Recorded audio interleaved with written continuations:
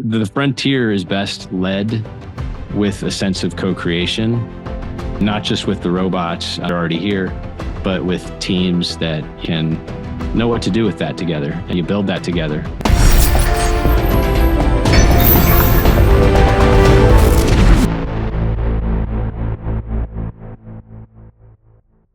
I'm here today with Chris Deaver, who's the co-founder of BraveCore, which is a leadership consultancy that helps leaders be more creative, but also helps creatives be better leaders.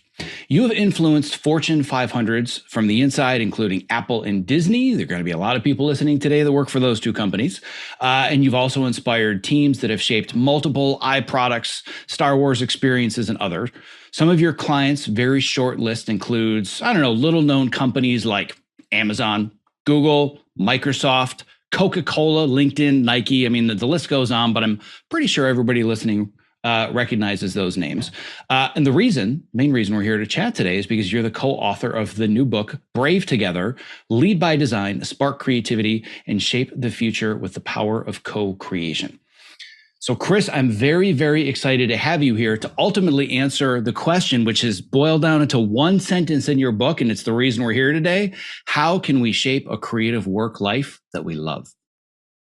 So Chris, cannot thank you enough for taking the time to be here today. It's great to be here. Thanks, Zack. I'm excited and looking forward to diving in.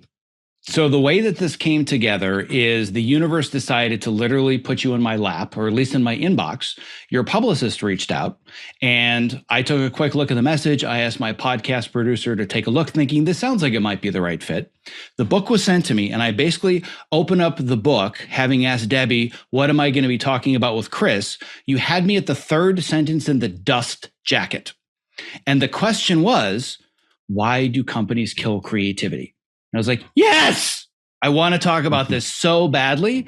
That's going to be the major crux of our conversation. But before we get right into the weeds, I think it's really important to understand a little bit more about you and your own personal hero's journey, because it really shapes a lot of the work that you do now. And there was one line that you shared about the journey that you had that I think really is going to resonate with my listeners, that resonated with me. And you said, I didn't want to be stuck animating somebody else's ideas. So let's use that as the teeing off point for your own creative journey that led to you doing all the consulting work, the writing, and why you're here today. Yeah, thanks again, Zack.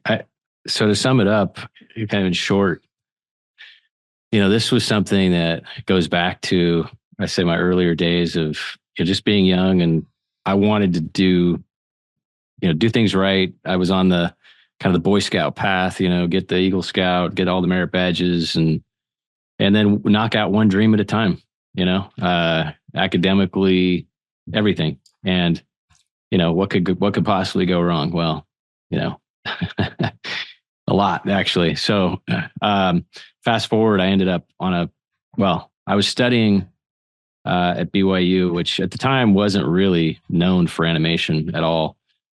This was their experimental run at it, but they hired in somebody from Disney, and I realized I'd known for a while that I wanted to work at Disney. And so I wrote a letter to Roy Disney, and I said, hey, love to get a job there.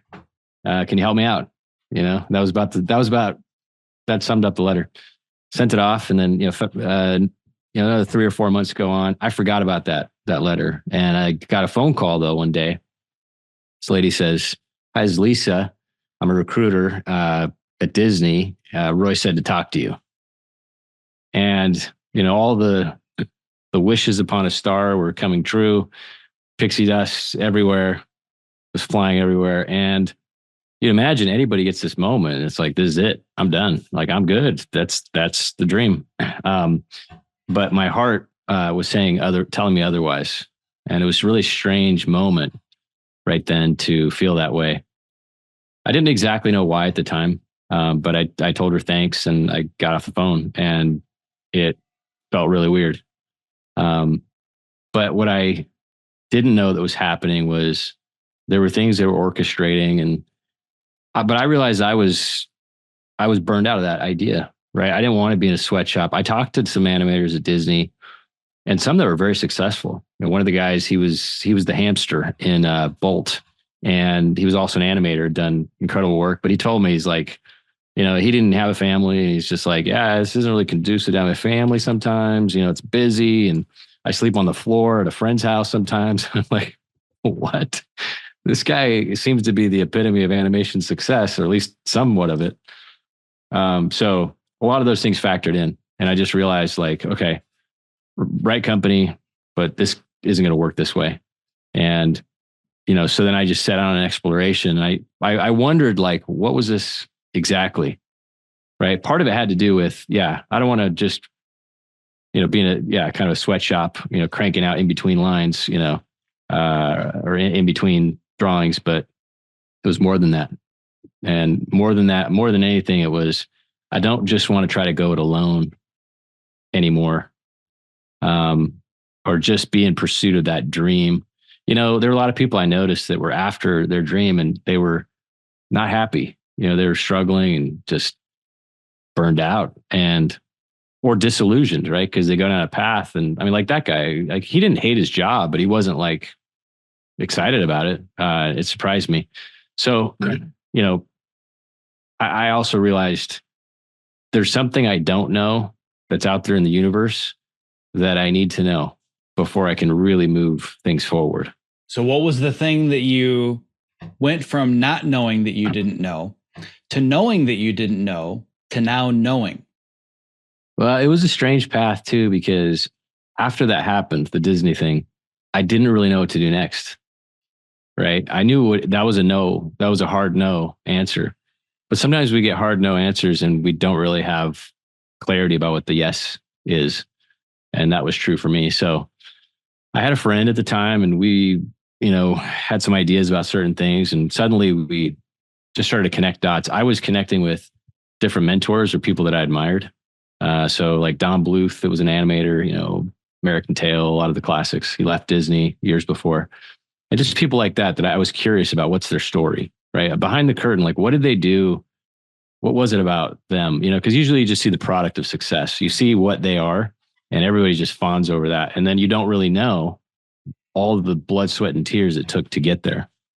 And so I was curious about that about a lot of people. And so he and I had this idea, which was, well, what if we start connecting people with mentors, like their dream people, or they connect with their people that they admire, and they dig in and figure out what's the story behind the curtain, but the real story. And so, that was one way so we created what we call the International Mentoring Network. It was kind of an experiment.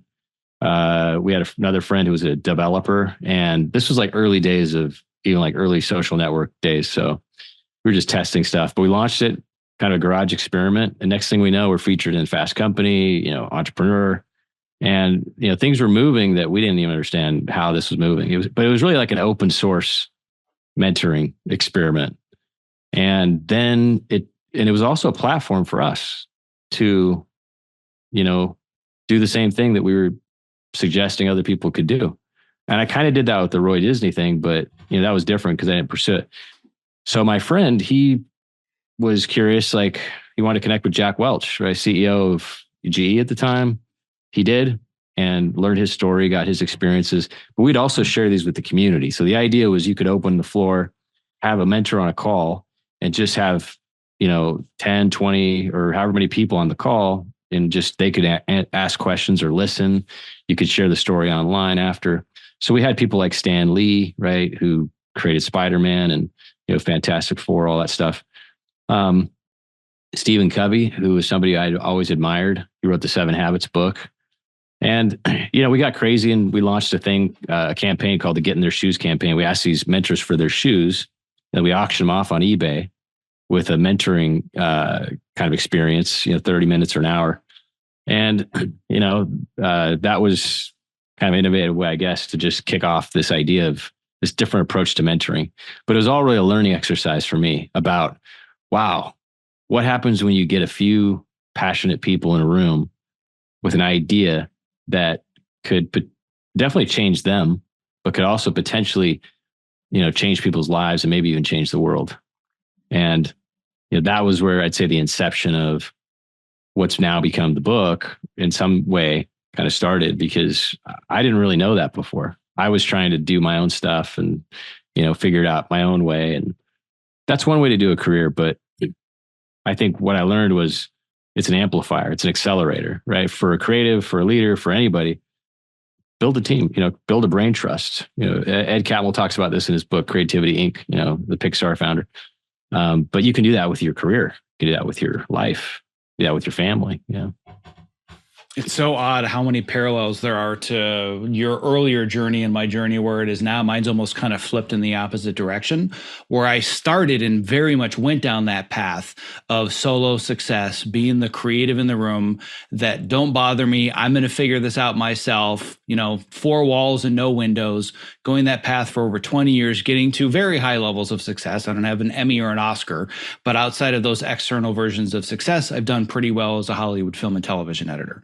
Only then to realize one of the reasons that I got to where I am is because I built a team around me and I found mentors and I learned their stories. And I've now built an educational platform where I teach people how to build those relationships and reach out and have those conversations, which leads me to the question that I have now, which is with just this quote unquote experiment.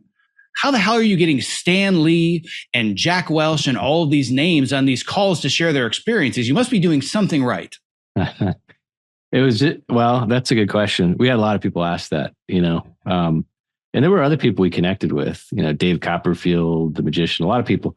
But, the thing was that I think there was a sense of bold and crazy, like those ingredients can be powerful. Like you mix those together and you mix unconventional approaches together. Like you just show up somewhere where they are, right? It's hard for them to say no. Or you send a really thoughtful email that would frame the question. But it was also, we were a nonprofit. So I think that maybe factored in. It was like, hey, this is all about just making others the mission. It's altruistic. That was a good hook, I think. And yeah, I just found myself like pinching myself. One of the funniest ones was my friend sets up this call with this guy.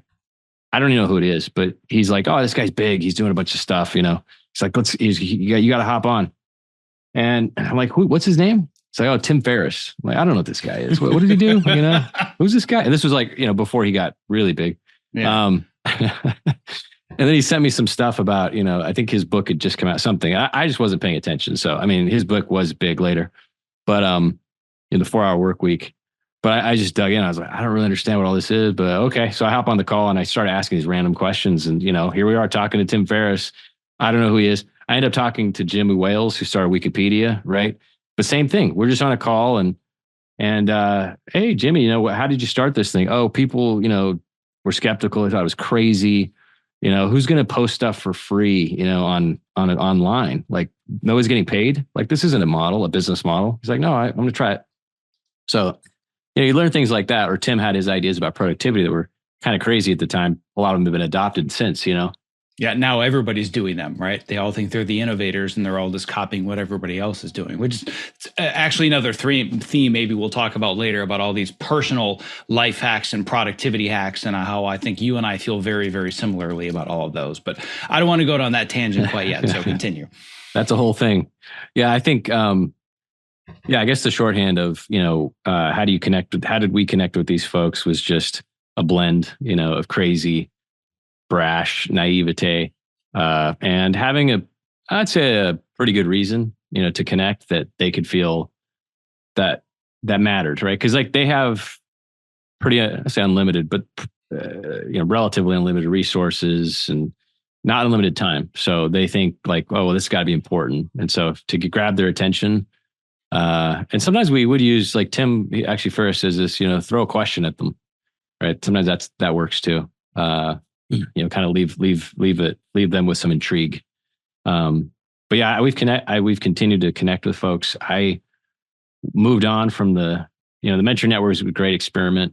Of course, I got married, and my wife's like, yeah, it's great. You're out changing the world, but you got to pay the bills, so, reality came knocking, and, that was a turning point for me to get into the corporate world. And I didn't have an answer as to what that would be either. So I'd studied animation for my undergrad.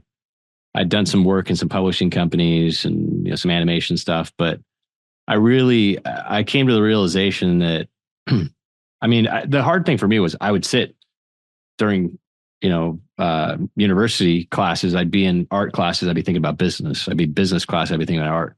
So I was just this weird kind of misfit, situation, right? And I don't claim to be like Albert Einstein level, but it was encouraging when I heard him say, I didn't hear him say personally, but I read it. He's like, the physicists say I don't belong with them. The mathematicians say I don't belong with them. Right. And this is a theme in our book too, is about misfits.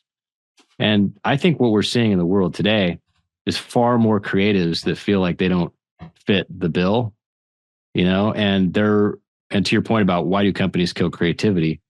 Well, they've been reestablishing and trying to reframe and reset this notion that it's a scientific exercise, and all of us that feel differently, that it's about humanities or creativity, which when you look at the companies that are the most successful, that's everything they're doing, right? Nike's about humanity. Apple is about humanity at its core, right? Microsoft has become about humanity. Satya Nadella is that kind of leader. And so that's really what is winning.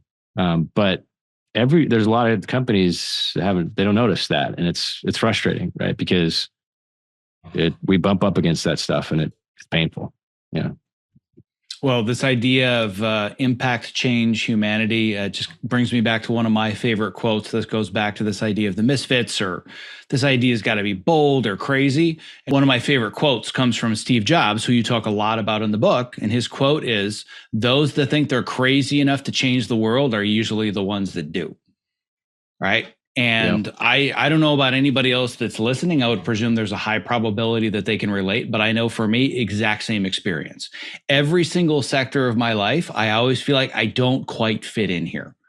I don't quite fit to the mold of whether it's the editing post-production community, or I spent 5-6 years training for American Ninja Warrior. Love this community, but I don't quite totally fit in. Or, going to a play date group for dads with their kids. I don't quite fit in. And I realized that for me, it wasn't about the sense of I specialize in this one thing and this is my group or my tribe. It's the intersection of all of them where I feel like that's where I really fit in, is when all of those things converge and come together.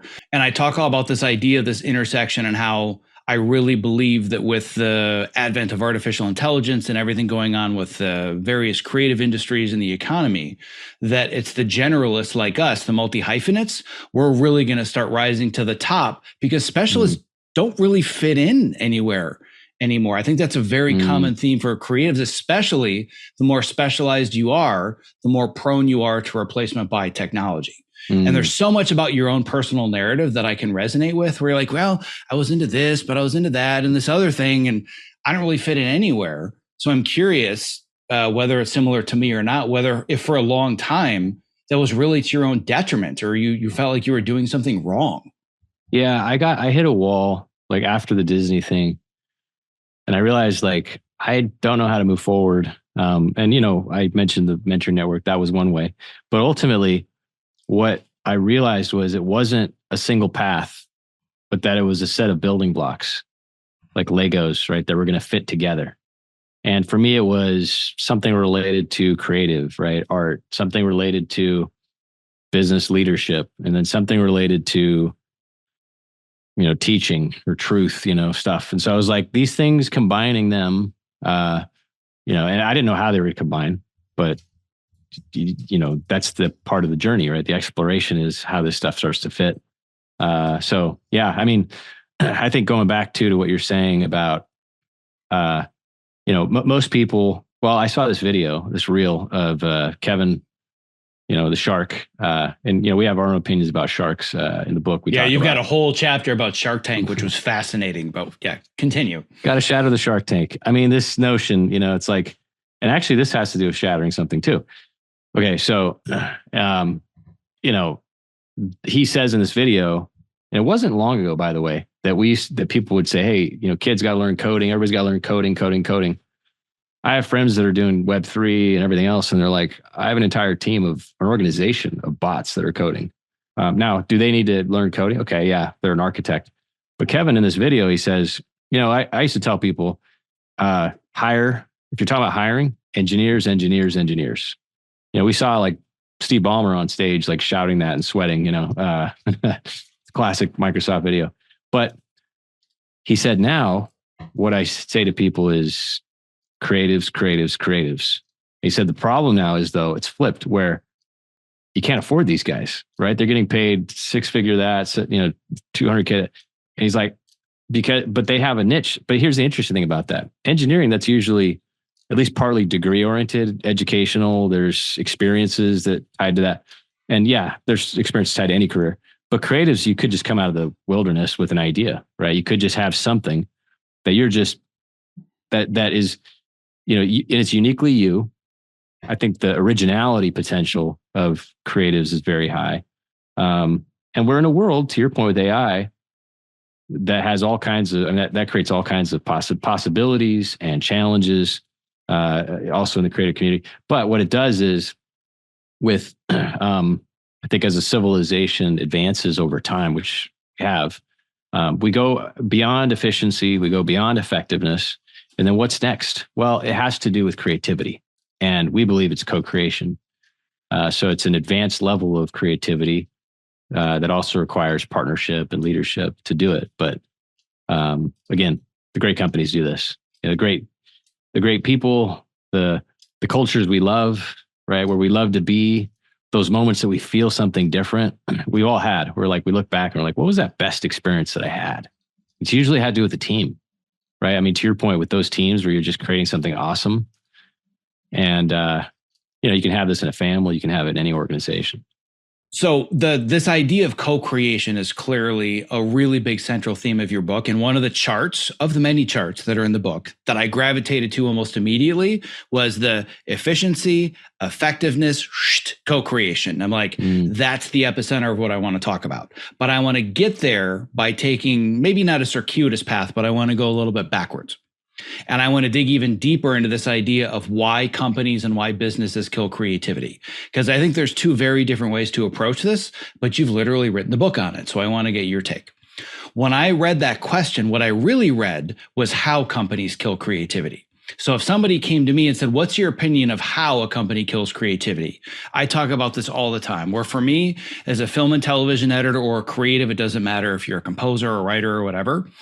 So let's create the worst possible environment imaginable for you to do your job well. We're going to put you in a small, dark room. We're going to take away the windows. We're going to make you work 14, 16, 18 hours a day. You're going to be completely and totally sedentary. And we're going to give you ridiculous deadlines that create such a high amount of stress that you have no room for free thought.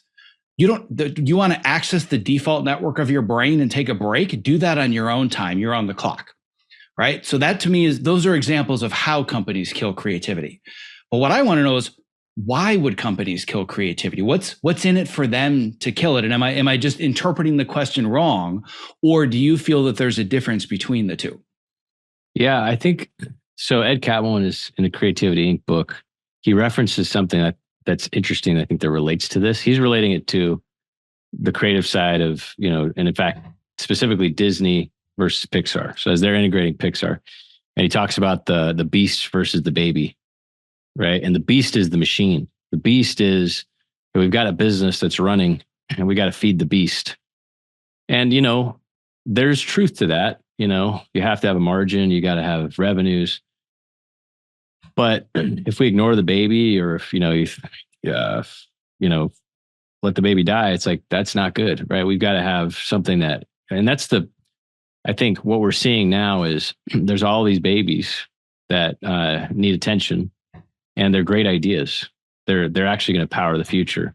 But I think we have a lot of the beasts in organizations that are ignoring that, or they're scared, or they're just so used to doing things a certain way. I mean, like Disney, when they fired, Lasseter, or like they do these things where it's like, no, 3D is not going to work. It's like, well, why? Because they just stuck in the machine, right? They didn't see the future at the time. So I think there's a lot of things like that could be the reason why. And then when you get to individuals and leaders, particularly, well, a lot of these guys have been trained, men and women, to think business. This is why executives, when they get involved in creative stuff, it tends to be messy, right? And they just got notes that are crap, right? And then it's like, why are they, and it's usually just a knee-jerk reaction thing, or it's a power play, or it's a rank poll thing. Eisner started to do that at Disney, didn't go over well. But I think when they let things loose. One example of this that I love is, the first real big stab at Marvel movie, which was Iron Man, and you had Favreau and Jeff Bridges went on a podcast talking about this, and he's like, I'm so used to having a script, always, right? Always have a script. That's his. He's like, I don't like to go in anything without that for a movie, and yet for Iron Man, he said they went in, him and Robert Downey Jr. and Favreau, they're in a trailer, and it's like, there's no script. And Favreau's like, what would you say there? What would you say? Okay. And they're switching parts and doing this whole thing. And then the suits are in the room. I don't know if this is Kevin Feige or whoever, these guys, right? And they're like, no, he wouldn't say that. That guy wouldn't say that. And yet they're just, what Jeff Bridges said is, he's like, Robert Downey Jr. is just riding this wave. Favreau's riding this wave, right? Which is the wave of co-creation. And he starts riding this wave, Bridges, even though it's uncomfortable. It's like, this is weird. And he's like, here you have this $100 million movie, like hundreds of millions of dollars going into this. And if it fails, by the way, there is no Marvel universe, right? I mean, at least for a long time, I mean, it's not going to work the same. And so, they're kind of pushing back, and that's in a creative environment. They're pushing back on the suits. So I think it's a good lesson in how do you do things that are not just unconventional, but they're co-creative.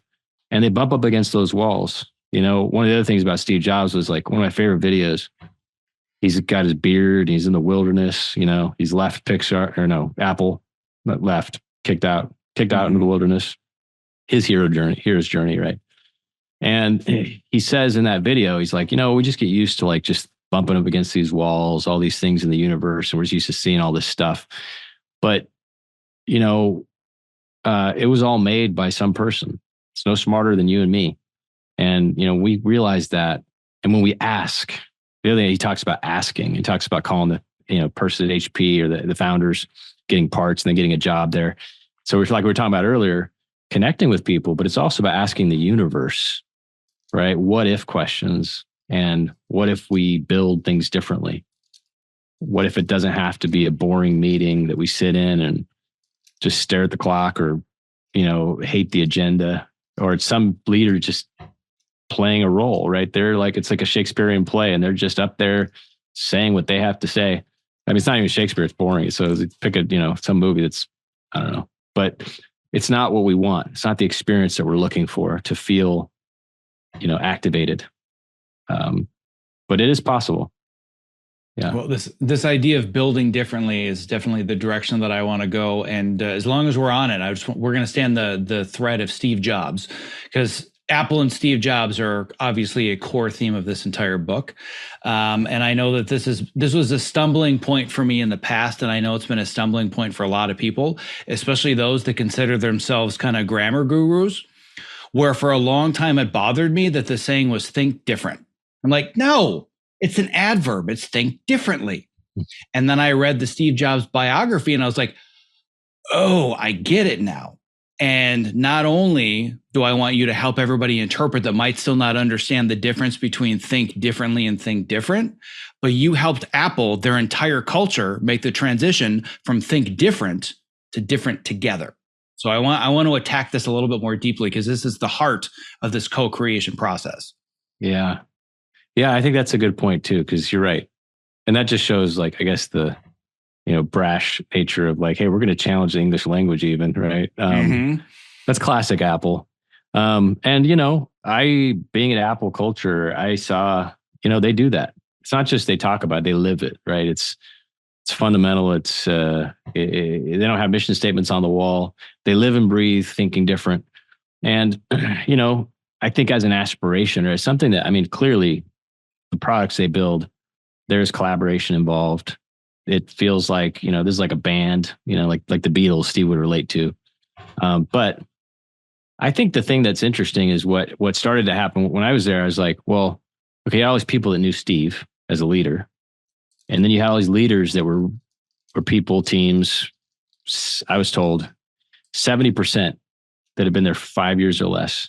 So the question was, how do we teach them Apple fast enough? And it was a very one directional question though. So I thought, okay, so you're assuming think different, that's it. Right. And we already got nailed down. Apple University was showing a lot of the artifacts of Steve on stage. And I mean, these are classics. So you're talking about the quintessential business leader. But to Ed Catmull's point in his book, most people don't cover the whole story arc. And I wouldn't say they ignored it, but that's a big deal, right? Like going from rough Steve to change Steve. He learned a lot. Ed talks about this in his book, but we reference this as like, Ed worked with him for 26 years, more than anybody else. And, he got to see firsthand some of these behaviors that weren't great, and in Hollywood, they glorified a lot of some of the movies that came out.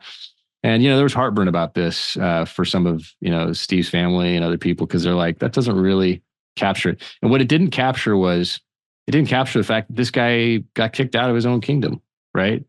Walt Disney got a kick in the teeth when his Oswald the Lucky Rabbit got stolen. But, Steve, it was his company. And, but he had lessons to learn. He was not matured in some ways. And so he had, in starting Next and starting Pixar, he learned some compassion. He learned some empathy. And I think that helped contribute to the right ingredients, right? The right soil, the right things that you could plant the future of Apple upon. So of course he gets back and he clears up the SKUs. They get focused on what they need to do. And pretty soon it is one of the most valuable companies in the world. But when I got there, what they were struggling with was an existential question of, first of all, where's that person over the shoulder that has a definitive point of view that's telling us what to do, right? Steve. Tim was much more distributed power. Hey, sit back and listen. What do you think, right? And then you drive. But that's a different interaction, right? And so leaders didn't quite know what to do. And then this notion of, okay, well, yeah, identity, right? Think different. That's a good identity. But if the problems that were arising about friction in the system and problems of collaboration, again, 70% of people didn't know how to navigate sometimes, or at least they were newer. So they're trying to figure out, okay, those guys at the top know each other. They had their pre-existing relationships. And, Apple's a company that focuses on secrecy. So not everybody's talking about the product. They are up there, but down here, how do we connect us 100 people with those other 100 people or 200? And they're not sharing this, they're not sharing that. So all these horizontal connections, that require working together. And so we thought, okay, let's keep the strengths of thinking different and build on that by doing it together. And, the way we did it was just, we're starting to dive into what are those future culture principles that, kind of in an interstellar way. If this is the Matthew McConaughey of the future, Cooper, that's pulling the old one, to the future, or giving him advice, the old Apple, now he's the future Apple. What is it? What are those things? What are those things that are going to be the guide points, the beacons, the coordinates? And that was the exercise, was to get to what are the heartbeat future principles for Apple. Some of them had to do with sharing. Some of them had to do with sticking with the North Star, and sharing was countercultural because it was like, oh, we're secrecy. But yeah, share smartly, but build these circles of sharing, right? Brain trusts. So we borrowed the notion of brain trust from Ed Catmull too, and fused it at Pixar. They had a camera brain trust. Well, what if we build one for AirPods? They're having challenges over there. Oh, what if we do it for iPhone? There's some struggles like trying to get to iPhone 10, which is a big deal. And if we don't solve for the antenna, you're going to have a nice glorified iPod. So we got to get this right. Oh, wireless, we got to do that better too. There's all these things where you're like, wow, what if we're doing more brain trusts? And it wasn't that those elements weren't there. The ingredients were, but really bringing it together and being intentional, that was the work to do. And as we did, yeah, you had AirPods that it went from, an idea that people thought was actually, frankly, inside the company, I'll say, were a little ridiculous. They knew it was possible. They hired PhDs and people that written white papers. They're like, this is impossible. You can't do this. Like, well, that's why we hired you. You're going to help us do it. And the engineers are like, yeah, that's exciting. And so, but like the STEM in it, the designers hated. It's like, nobody's going to, oh, come on. Like, of course, it turns into a meme. People love it, but then the idea of like, how do we iterate? How do we get better at this? Well, working different together, having brain trusts that partner differently together based on those principles and those coordinates, the quantum data, right, from the future, we could get there. And that's how we started getting there. I want to dig a little bit deeper into some of these ideas and these core principles, and I want to pair them with kind of the contradiction or the opposite. So essentially, all these things that you're talking about that you brought to Apple or to other companies to create co-creation, I also want to see what the inverse is in the world of these more standard toxic work cultures. So I'll give you an example, and then you and I can kind of riff. We're going to kind of co-create on the fly. See what I did there? Yeah. So for me, one of the core principles that's really important to me for any team that I work with, and it took me a long time to figure this out, but whenever, and it's been a while since I've actually interviewed to work for somebody else because I know largely do my own thing, but the number one question, whether I'm actually asking it or I'm trying to figure it out, is this a culture where the best idea wins or where your idea wins because you're more important and you get paid more? Those are two diametrically opposed ideas. And I've always said that if I'm working on something late at night and my door is open and the janitor comes by and says, that should be a close-up instead of a wide shot. In one culture, they shut the door and say, what do you know? In a culture I want to be a part of, I'm like, what? Oh, they're right. That is better, right? So that to me is an example of either co-creation or just this idea of the best idea wins versus the most important person's idea wins. Yeah. Give me some other examples of this contradiction between the toxic work cultures we're very familiar with and the inverse that we can work towards. Then I want to talk about how we work towards it. Yeah, I mean, just how leaders lead, right? They may say, I mean, to your point, it's like, I'm the expert. I've got I've seen companies where they have this, there's actually a notion where they would use it. I don't know if it's still happening, but there was a company I worked with. It was like answer first. They borrowed this from Bain, right? Consulting companies. They have the answer first, competent. You lead with the competent. And they use this example of the bicycle. It's like your first wheel should be the competence that you bring to the table. I think it's flipped, actually. It definitely is now, right? Because I have Google, I have AI, I have all these things, ChatGPT. They can spit out answers all the time. I don't need a guy or person, male or female, leading that is just an answer machine. What we need is people that are great at listening, that are leading with questions. And how simple is that? Just to create some brave space and allow for someone to share thoughts and ideas and to feel empowered to do it. And that's not a threat, to the boss or to the leader. It's actually powerful when they can, feel like, wow, or like Steve would say, I don't hire now, granted, to live up to it, that's another thing, but it was a wrestle, but we don't hire people to tell them what to do. We hire people to tell us what to do. And I felt that was true.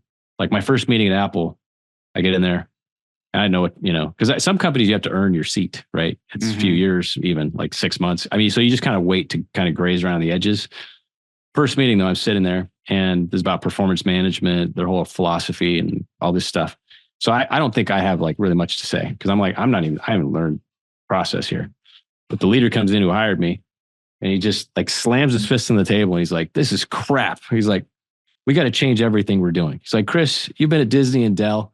Tell us what we need to do differently. And I just love the spirit of that, right? Like it didn't have to be like, oh yeah, I'm going to actually come out with some solution. And I would have all the context to even do that. But I felt like the spirit of that was really encouraging, right? Because it created that kind of misfitty, and that's what they have, right? They have that anomaly culture that it's the rebels, yeah, those kinds of things. I mean, meetings too, just by design, they're designed typically to be boring. They're designed to disengage people. They're designed to be top down. So reimagining meetings, why can't it just be more flow? We talk about flow with art, right? When you're doing what you love, you're painting or you're playing sports, you're reading things you love. Why can't we have that feeling at work? And why can't we have it, that's the next level, which is the shared flow. You see those teams in sport that are just moving together, right? The Warriors when they're playing a great game, or other teams when they do. Yeah. That kind of thing. Those are some. Yeah, and you kind of said this already. I want to dig into this even deeper because it's a core philosophy and principle of mine as well.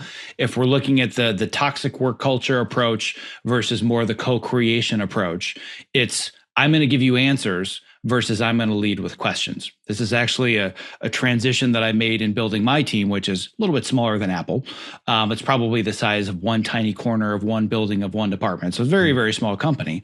But we were struggling with figuring out, especially because we're 100% remote and we're distributed across, I think, 4 different continents and multiple time zones. It's hard for us to just get into a room and just chit chat and be like, oh, what do you got on the whiteboard over there? Right. Like it's much, much harder. And I think that a lot of people are struggling with this currently, where it's harder to creatively collaborate with remote workflows. And the fundamental change that I've made that I think, and maybe Debbie or other team members would disagree, but I really believe that the fundamental change that's helped facilitate the creativity is that we frame meetings around questions, right? How can we solve this one problem and give people the time beforehand to think about it? Then the entire meeting is, well, what about this? Well, what about this? Well, what about this? Versus if I wanted to create kind of the more standard corporate environment, you all need to solve the problem. You do it this way, you do it this way, you do it this way. And I feel like, especially in the creative side of the industry where I was, and because you've been with Pixar and all these other companies, you've probably seen the difference between here's how you're going to do it versus how can you solve this problem? Yeah, I think planting those seeds of questions is really powerful. You can send a question out a week in advance, and then just let people marinate on that. It creates a lot of space. You can lead with questions in the meeting without appearing, I think, to not knowledgeable or, and like this is something too that shows up in the world out there, right? It's like I think I don't know, I get burned out of it. Like there's a lot of books, right? I mean, self-help kind of gurus. It's like there's just spitting out answers all the time, and usually it's about one thing, right? It's like this is the expert at that thing, and I don't think there's nothing wrong with being an expert, but there's tends to be more power in powerful questions. I had a friend. I worked with her at Apple. Her name is Lucky, of all names. She's very, awesome, just incredible thinker, smart, extremely smart, but like probably the best Socratic method applied I've ever experienced in my life. And she would just ask really probing questions and just really thoughtful questions and just wait. Just create space, just let you sit in your thinking. And I really appreciate that. I think there's power in that, and it's underestimated. It's underrated, right? For leaders, because we also feel that internal pressure to have all the answers. We feel the internal pressure to lead. But again, I think some of the best. I have one of my favorite leaders. He's been in the Air Force. He was a pilot for like 20 some years, and then he led this organization I was in. And I remember sitting with him, and he's like, "I had this question I needed to answer to," and I asked him, and he goes, "Well, if you were me, like, what would you do? If you're me for a day, like, what would you do?" And it wasn't a throwaway question. He was actually really curious. Like he wanted to know. And so when I shared that, then he just grabbed it in the air and we started co-creating the answer. And then we went after the solution together. And I think that's something that a lot of leaders could benefit from. That's the creative side, because it is creative, right? It's a creative act. I love like Rick Rubin's book, right? The creative act. I think leaders can benefit from that kind of space where they just say, you know what, this is a creative act. Leading is there's an art to it, and yes, there's definitely science to it as well. But the art and creativity has been crowded out, and it's been bullied for too long. So now comes the next obvious question, at least for me, speaking of questions in the Socratic method, because that's the whole point of this podcast. All of this is a creative that's worked in the entertainment industry for well over 20 years. And whether it's Hollywood or Pixar or the tech industry, just where creative minds are coming together to solve problems. Everything you're saying makes perfect sense. Why are so few people actually doing it this way? Why is it so backwards? I mean, this could be the same question inside of an organization where you're wondering, like, why isn't the culture different? right? And most of us have been there, right? Well, the house isn't on fire, right? It's like, well, they're making some money, right? They've had, like, they may be applying 1980s methodology, right? As far as business is concerned, and it's getting some results, right? Whatever that is, 20% margin, whatever it is. And, most people they're not at a stage where they want to really change unless there's a pressure to that, and this is the challenge of life. This is our personal lives. Like, sometimes it's like the greatest growth happens in the valleys. Actually, I'd say that's true, generally speaking. And then in companies too. But if that's true, and granted, like, the other part of this is we're talking about culture or the flow. Well, most leaders don't just stop and think about this. Like, that hasn't been part of the education, of the leadership education, right? And by the way, we go back to Sir Ken Robinson, it hasn't been part of the educational system to begin with, right? Like, why do schools kill creativity? I mean, why aren't they just getting into teams and building apps and building businesses in school? Like, why not? Because that's what they're going to do after. I mean, granted, there's always subjects, and fair enough. But why not a blend, right? Why not an and answer hybrid to that? So these are the kinds of things. But I've asked these questions a lot of times in different companies, and sometimes you emerge with, okay, like at Dell, we started this thing. It was like, let's get all these people together. It was a think tank, a platform. We called it Game Changers. We invited people from all over the organization. They'd been there 20 years, they've been there 15 years, been there 5 years, been 2 years, just got there. And it's like, hey, here's our business challenges. Help us figure these out. And get into teams, and boom, boom, boom. And, it's kind of a Shark Tank exercise, less shark, more dolphins. And they start building, right? And pretty soon you got a guy, he's in his team, they create $1 billion app for the company out of thin air, right? And these are the kinds of things where, well, nobody really asked, right? So he's sitting in the corner for 20 years, and yeah, he's doing his job. He's like, pigeonholed into the screw, fits in the screw. It's like, yes. But what if there's like 10 other things he can do? I was in a meeting 20 years ago, 15. Thomas Friedman, right? The world is flat. They asked him at the very end, they said, what's the future? And he said, it's writing your job description. We're in that future, except the powers that be want to keep clinging to that power. But the ones that see, they realize that there's more to it than that. Sorry. Okay. They realize there's more to it than that. So I think that's something for folks to keep in mind, is that, yeah. There's a couple of things that I want to add on top of this. And I apologize if this is veering so completely away from the table of contents of your book, but to me, all of this is so fascinating. I could easily talk for 3 hours just about the one phrase, schools are killing creativity. Do not get me started. But that's going to be veering so far off course. But I want to get back to this idea of why the companies are killing creativity and how they're so myopically not seeing this. And there's two discoveries that I've come upon. Well, one of which I knew for a while. This other one I came upon relatively recently. And it had nothing to do with studying companies. It had to do with studying just the cycles of history, this idea of the four turnings. I don't know if you're familiar with this concept, right? Oh, yeah. But with this idea of the four turnings and being in the fourth turning, I heard it on a podcast. I don't remember who was talking about it. But it was this idea of when it comes to governments and infrastructure, it seems like everybody's waiting for the perfect time to update the roads and build the new systems and put in the futuristic subways. Like in the US, the infrastructure is just laughably bad when you look at the infrastructure in other countries, right? And the question is, why wouldn't you fix all of this when things are good and you have all the money and you have a surplus? And the concept that was talked about that instantly everything made sense to me is that necessity is the mother of invention. It isn't until the entire building is on fire that you start thinking about fixing all the things that led to that, which then it all of a sudden made sense to me why every time I start a new project, I say, you realize we don't have enough time. You realize this is under budget and none of this makes any sense, but they're waiting until the building is on fire because then they have no other choice. That's when it all clicked to me. This is what's broken about the industry. And the reason I bring that up is because right now, the building's on fire in Hollywood. the building is on Mm. fire in all of global entertainment and the tech industry.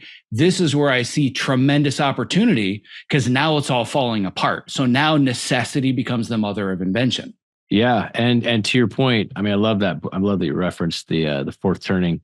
And for anybody, you know, that's a great recommendation, because it's just like, it's something that you wouldn't expect. The book dives into both the, kind of the parallels of an entire history of civilization, and then also the history of, you know, the United States, or globalization, you say. But like the notion of, yeah, crisis, right? The fourth turning is crisis, or that fourth phase. And we're definitely in that. I mean, I look back, it's like, well, the 80s, there was something like idealistic about it, you know, kind of grew up in that. It's like, you know, go out on your BMX bike and, you know, it's like, okay, just have fun, right? Be back by dark, you know. Not today, right? Everybody's like freaking out about where their kids are.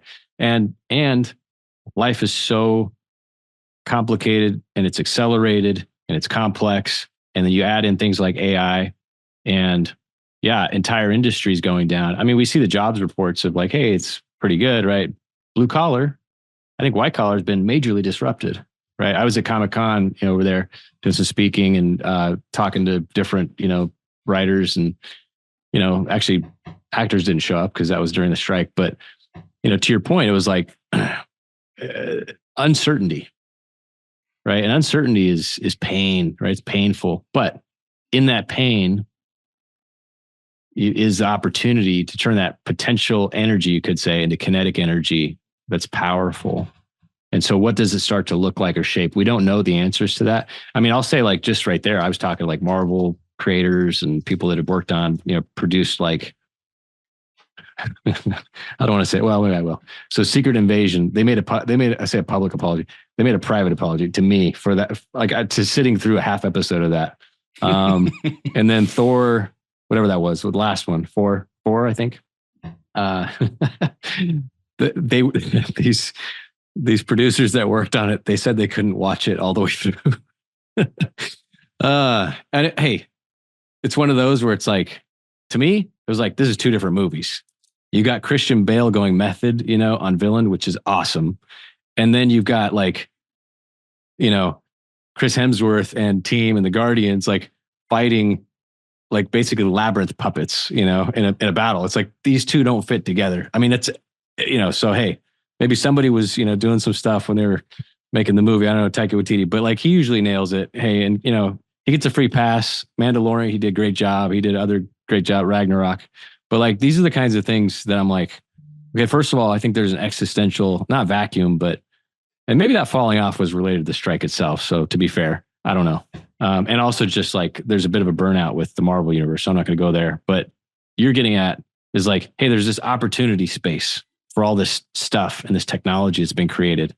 And that is, I think, best, the frontier is best led with a sense of co-creation, you know, and not just with the robots, they're already here, but with teams that, you know, can know what to do with that together, and you build that together, you know, and then, yeah, what does it start to look like? Who knows? But like that kind of disruption, yeah, you're right. Like, house is on fire. How many companies though are in the same boat and they don't know it, right? Some of the tech companies, we saw some major layoffs. So I think there's a recognition of like, hey, stuff has to change, you know, and there's also these signs of the future, right? Apple Vision Pro.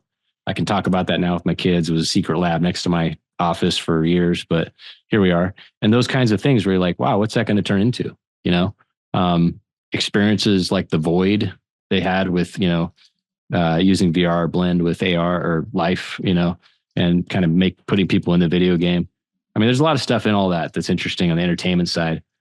But as it gets back to also just general business, you know, I don't think a company has to necessarily be squarely in the creative space because they do what they do, right? But it is a question for leaders to answer seriously, is to say, how do we go about this? How do we go about this differently?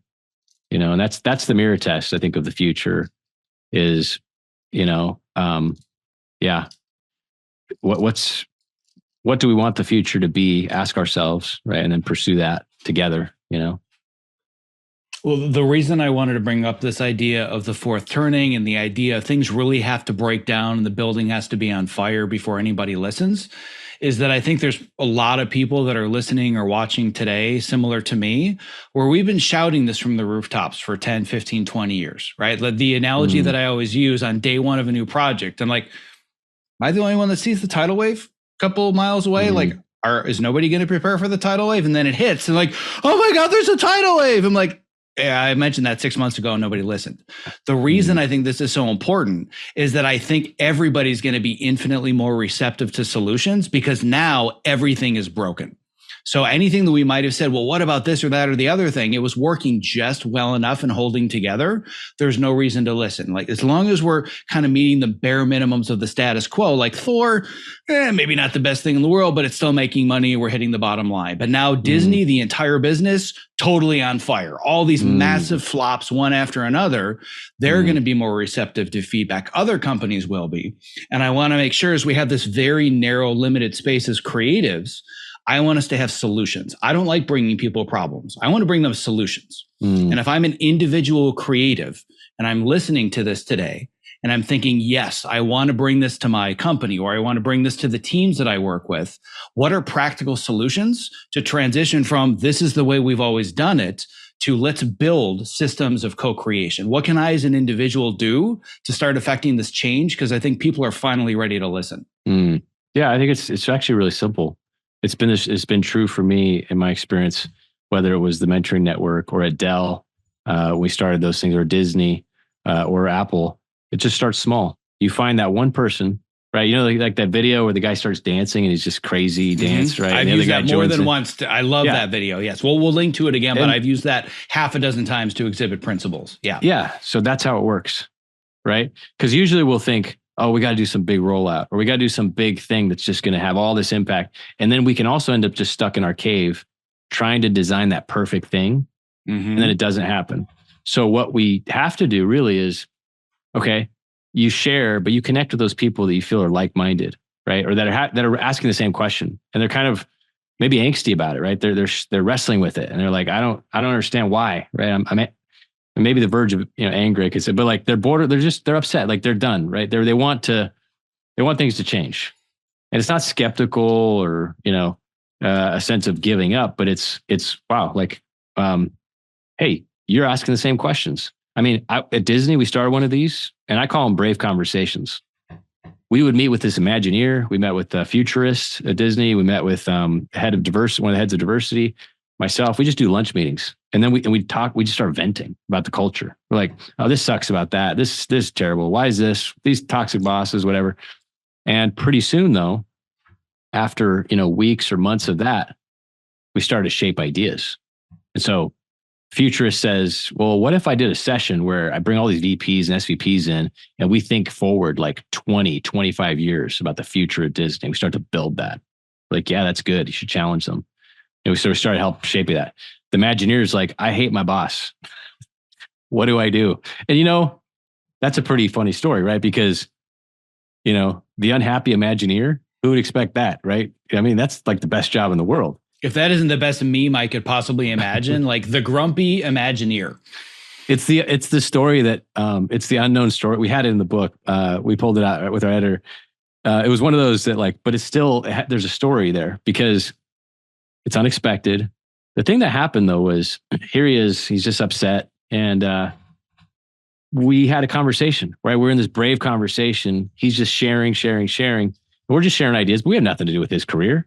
We're just weighing in, right? And eventually he gets this idea. It's like, because I don't know, somebody said it. Like, why don't you just go talk to the VP? Why don't you go talk to the head of the, I don't know, that's working around them. I don't know. Is that a good idea? Well, you're valued, right? Like you want to be successful here. You're getting put on crappy projects. Your boss is micromanaging you. You're going to leave, right? Otherwise, what do you have to lose? And we're not answering your earlier question about, hey, but I think the question, it is in the sense, because he had the trust in this little circle of people who felt similar to him to share this. And then what he got out of that was the courage to go to his VP and say, hey, this is what's happening. Put it on the table. And what I really want to do, he said, was work on Star Wars, the Edge, right? Like build this world of Star Wars. I want to do the Toy Story Land. I want to do this Avatar. I haven't been able to do these project. This guy, and he's like, he could be respectful about it, but obviously it was like, there's a boss situation. So VP says, hey, we really value you. I'll change your boss. You'll work on those projects. End of story, right? And these are the kinds of things. For me at the time, it was, I was bottling up this notion of like, I wanted to break out of Disney, and I didn't know it was Apple exactly, but that's what it was. So I started writing, and I started writing about Apple on LinkedIn. I connected with Adam Grant, some other people to like get on the platform early, and he was gracious enough to help with that. But it turned into actually sending the signal, the bat signal, out into the universe. And then Apple saw this, and I just started connecting with people.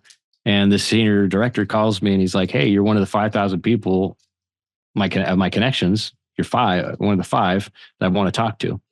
And I thought, well, how did I connect to this guy? Oh, I was just out blasting connections to people when I was talking about Apple. And, there's a lot of content on LinkedIn these days, so I don't know how effective a strategy that is now. But going back to your point about like, what do people actually do practically? Well, start a circle, but start, or brave conversations, really. Could be with one person. And start to see where those lead. And then those conversations could be co-creative conversations that can turn into co-creative builds or brave builds, where you start to build things that are different. And this could be in industries that are otherwise not creative, right? It could be like, hey, you guys build toaster ovens. Okay, what if we start just connecting and talk, those ideas that are just latent, who's been taught, or like Brad Bird did Pixar. It's like, oh, well, who's working on hair? Well, nobody knows how to make hair in 3D. It's impossible. It's never been done. Oh, these guys are crazy. They're in the cave trying to do that. They're nuts, right? And Brad's like, I want them on the team. Let's get them, So you find misfits too on the edges. Scott Belsky at Adobe, Chief Product Officer, he talks about getting to the edge of reason. And I think that's a good notion, right? They're dealing with Firefly. There's a lot of things you can do and build off of, at the edge of reason. Without going crazy, Yeah. It's funny. You've named at least 5 people that I've also either connected with or they're on my dream list of connections, which tells me that we went from who's this person in my inbox? And this could be an interesting conversation to finding that epicenter of the intersection of all of these generalized skills and interests and experiences that we have. It's so interesting how that just happens. So that's me putting a pin in. I think you and I are going to need to chat afterwards because there's a lot of intersection where I think there's a lot more we could talk about well beyond this conversation. And like I promised you before we started, we're going to get to minute 89 and I'm going to be about 10% into my notes. I'm about 5% into my notes, but I'm loving this way better than anything that I prepared. I want to come back to this idea for a second of practical solutions. And I want to share my experience of, and again, for anybody that doesn't know what we're talking about, I'll put a link to the video of the guy in the field at the concert and understanding human nature and how you can affect change. This is literally the way that my entire business started, is that I had a standing desk at my job. And there were other people that were talking about standing desks, but nobody in my industry was really using them yet. And I would tell them, if you're not going to provide me with a standing desk that's height adjustable, I'm going to bring my own. And literally on day 1 of my new project, I carried in a giant desk. And they're like, didn't we furnish you with a workstation? I said, yeah, but it's not a standing workstation. I want to be able to go up and down. So I was the only one. I was the outlier. I was crazy. Then all of a sudden, a couple of days later, hey, what's with your desk? I saw you walking down the hall. What's that all about? So I showed them like, ooh, I want that too. So then they would call the facility and then they'd say, well, wait, I see you're taking walks in the afternoon. We're all eating lunches at our desk. What's that about? Then all of a sudden that became a conversation. Then it was a conversation I had on somebody else's podcast. Then I started my own podcast talking about it. And all of a sudden it just exploded. I'm like, what is happening here? I was that one crazy guy dancing in the field. And what I've been saying for well over 10 years is that if you want to affect change, if we're going to talk about the entertainment industry, just to kind of keep it to one sector, you can't expect the change is going to happen from the top down. We're not going to fight for one contract that has one provision that's going to change the culture of our industry. It doesn't mean that we shouldn't fight for contractual protections, But at the same time, if we really want to affect change, it's me and the person I'm sharing a wall with, and the person down the hall, and the person down the hall, they disperse to the next job. And it's the person on the other side of their wall and the other side of their wall, which becomes more challenging, in a post-pandemic Zoom society, but it still happens largely the same way. Yeah, it's interesting too, like, because, in today's world where, so much happens that is so big and global, like in a tweet, in a moment, and now it may be, just a short fizzle and it's there, or it hits and it's gone.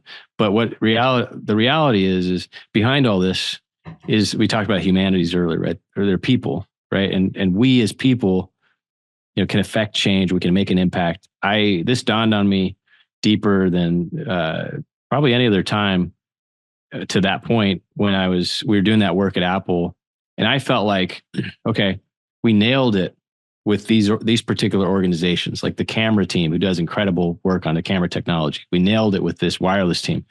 And I told this partner of mine, Caroline, I was like, hey, let's roll this out to everybody, right? We got to get this everywhere in the organization, right? Working different together. We got to do that now and just roll it out, right?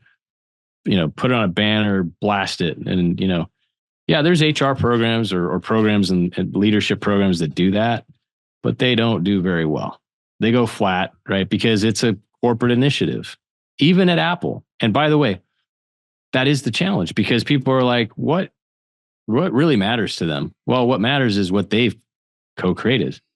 So we just took the approach of like, no, let's make it organic. We're sitting in this reflection pond. There's a reflection pond inside of Apple Park in Cupertino. And it's one of the coolest places. It's like a meditation space. And there's trees and, bushes and rocks. And Caroline says to me, well, no, it's like this ecosystem right here, right? We've put the right pieces in place, and it's like a garden. It's just going to grow. And she was right? It was organic. And, maybe it also takes the right culture to be conducive to that. There's another story and as far as impact, that's related to this. And these are both big titans of industry. One time, not long ago, Elon Musk was on a Twitter tirade, raging about the App Store, and he challenges Tim Cook to, essentially a Twitter cage match. I call it that, and he calls him out, right? Calls out Apple. It's their problem. And, most leaders would have their reaction, right? That are kind of thinking at that level. No, but not Tim. Tim's kind of the Zen monk Buddha, kind of up there. And so that's not how he thinks. He actually invites Elon to that reflection pond, to Apple Park. He tours them, and then they go to the reflection pond, and they're standing there. And Elon takes a video of it, and he posts online himself later. Look, Tim Cook and I just met. We're all good. Here's the video. So he answered his own question. Cage match, Elon versus Elon, right? Who wins? I guess Tim Cook. And at the end of the day, that was about principles, right? And it's about two people coming together. And that's the simplicity. We can have a massive impact in the world, right? That's what Elon's got, 140 million followers, however many Tim has. The reality was, we don't have to be fighting. We could be peacemakers, but you can also build stuff and start really small with just one person at a time. And that's true of every endeavor. Yep. And I agree with that wholeheartedly. And now I want to add a couple of layers of practicality to it. So let's assume somebody's listening. Maybe it was me 10, 12 years ago. They're the outlier with the standing desk or whatever it is. And they say, you know what? I think I might be the first person that's going to stand up, that's going to, dance crazily until everybody joins me. And I want to have a brave conversation. I have no idea how to do that or where to start. Give me some baby steps if I want to go from this sounds like a great idea, but I don't know how to approach it, or I don't have the confidence to do it, to actually starting to lead this change with just one person or two people, and not worrying about, I'm going to change Hollywood, but I'm going to change the culture of my floor. Yeah. Test the waters, build relationships. That could be hard for introverted folks, but if you just test the waters and are putting in the effort to connect, and that could even happen on Zoom. You just set aside 30 minutes with someone, right? And it could just be like, hey, I just want to connect with them. I just want to get to know them. And, you as our friend Randy Nelson, who started Pixar University, says, be more interested than interesting, and dive into people's lives. And as you do, you might find, well, we don't agree on enough, and maybe that's not really where the momentum's going to happen with this. But I respect them, and I got to know them a little better. That's good. Or somebody else you come out of it and you think, wow. And sometimes it's people that have been through similar experiences, right? So sometimes like you started the company around the same time, right? Or you're wrestling with the same problem, right? Let's say per industry, and it's, hey, yeah, the sky's falling on creatives. Like, hey, we have that in common. Like, let's talk about it. You just test these conversations and kind of see where the bravery in the conversation can lead. Usually it'll turn into something, and fuel, right? Could be. And if it is fuel for the future, then you'll know. It's like, that's turned into something else. Now we're talking about what can we actually do with this, Well, this reminds me of a quote, and I can tell just by the structure of the book that you and Ian, your co-author, you clearly have an affinity for quotes. And the quote that this just reminded me of is the African proverb: if you want to go fast, go alone. If you want to go far, go together. I use that all the time. And this is the perfect example of, like you said, you pick the one person down the hall or in the upper left-hand corner of your weekly Zoom call or whatever it is. You're like, I think they're feeling what I'm feeling, right? It's not about here's all the solutions and I've got a five-point bulleted plan and agenda I'm going to send to the VP. It's, let's talk. Am I the only one? I'm not. You too? Oh, maybe is there? Oh, so you're telling the other he's been talking to you about that? Oh, okay, right. That I've felt that at a much more organic level, and it's what's led to me building this platform and teaching all the things that I teach. Because one person at a time, it's I'm not the only one that feels that way. Oh my God, I feel so much better. So I think that that's so important. But there's one factor that I think is necessary for us to talk about before we leave, and I was hoping to have more time for it. This literally could be an entire part 2 of our conversation. Pretty much everything we've talked about so far has been within the realm of what you call tier 1. Mm-hmm. I work for a company. There's a whole other vast universe of screw this. I'm going out on my own and I'm going to be an entrepreneur. And you talk about that as tier 2. Mm-hmm. And that's very much the world that I was in for years. And I kind of am still in. But then there was this third tier that never occurred to me. Like, this is your version of Inception, where until going through your book, I'm like, it never even occurred to me there was a blend of these. So at least briefly, talk to me a little bit more about tier 1, tier 2, and then this whole new co-creation phase, which is an either or. Yeah. We see this most prevalently probably in places like LinkedIn, where there's battle, right, that ensues between, and it's not really spoken this way, but it shows up where like entrepreneurs are like, hey, look at me, right? I've got, I'm pursuing my dream, right? And and there's extreme versions of this that are a little more caricatured, right? Where guys like live streaming, the Lambos are behind him, they're probably rented, right? He's got a house behind him, but it's probably Grant Cardone. Oh, sorry, something stuck in my throat. Sorry. There you go. It's probably all green screened, right? You might have a AI family, who knows, right? But here he is. And then but there's that tension, right? Because then on the other side, employees could say, well, I got the security, I got the safety, the comfort of like what I do. But what we're seeing more and more of is this innate creative sensibility, this inner voice that wants to express in all of these people, right? So whether you're inside of a company, it might be like, okay, I have this talent, and it might not be like, hey, I want to build a whole business out of it, but there's something there, right? There's something there. And then entrepreneurs, I mean, they're not wrong, right? As far as like, hey, that's more autonomy, more freedom, but ultimately, what are you building, right? And if you look at like, how does the Shark Tank play out? Well, ultimately, they start building an empire, right? And then that starts to look like what was tier 1, right? So it's like, hey, you got a system that you've built.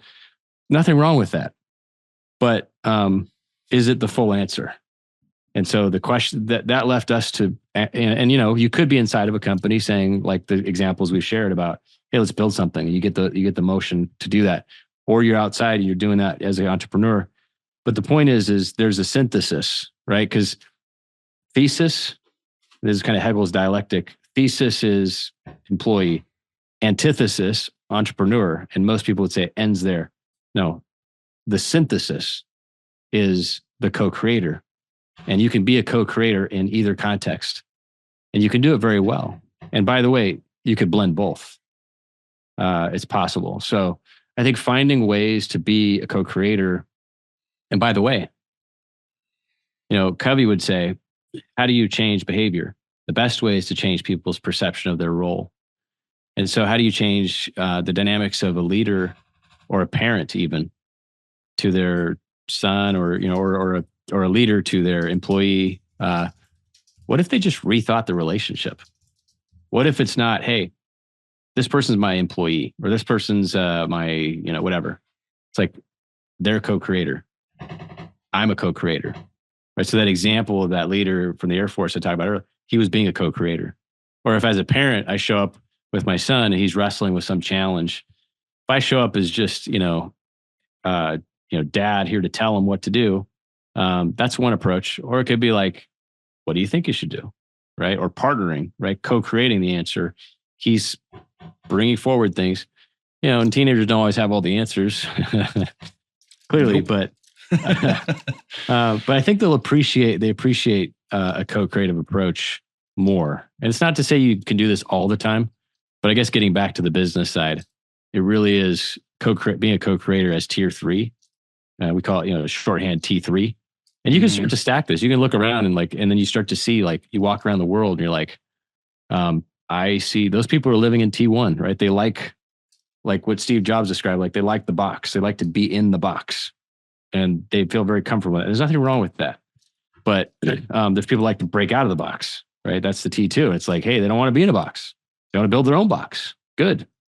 And then, tier 3 is like, well, it's like a triangle. You're combining these things together, and you're living in either world, or you're living in both worlds. And if you're a co-creator living in the entrepreneurial world, you're going to be a better leader. You're going to be creating better. You're going to be working better together with your team.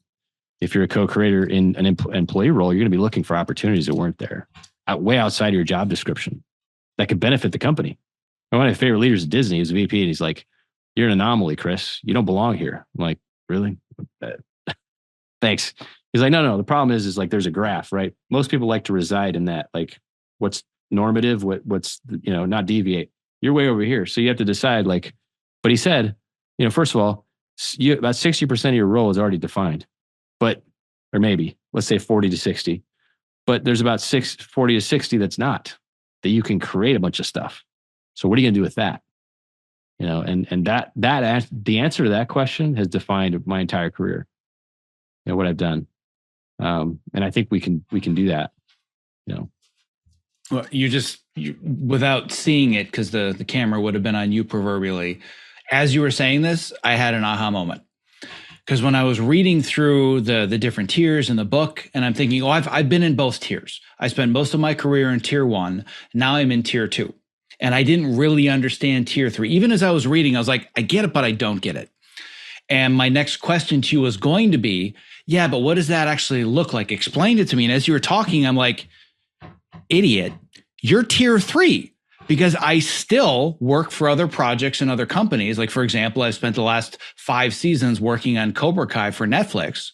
But in between working on that show with those teams, I'm creating my own venture, and I'm constantly taking the ideas that I learned from my podcast and learned from my guests and learned from my students, and I bring it to the teams that I work with.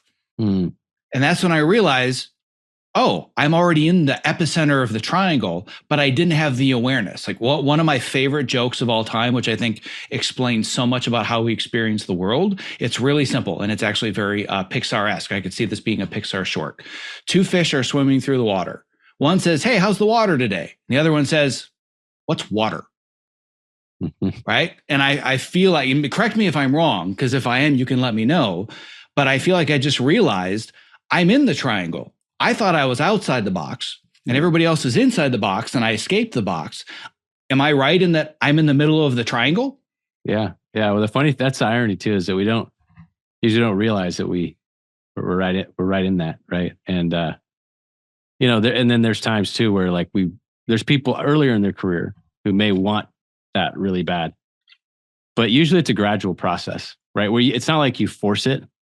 It's go back to the organic thing, right? It's like you'll start to have these experiences that are like building blocks that will just the Legos will start to form, and then you'll find yourself in a moment like that, and you'll say, yeah, I guess I am doing this, what I've always wanted to do, wow. Yeah. So I think that's true. And you can design for it, and you can be intentional about it too.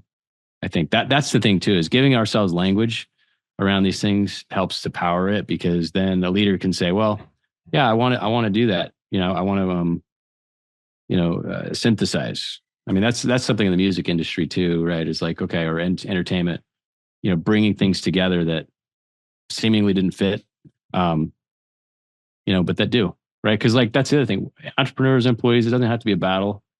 It can exist in the same person. You can exist in all of us. Mm-hmm. Well, that's a good opportunity for me to wrap it up, because I made a promise that I'd have you out of here by 12:59 or 1 at the latest, and I want to do my best to not break that promise. So the short version of this is, you've already answered this question for the last 87 minutes.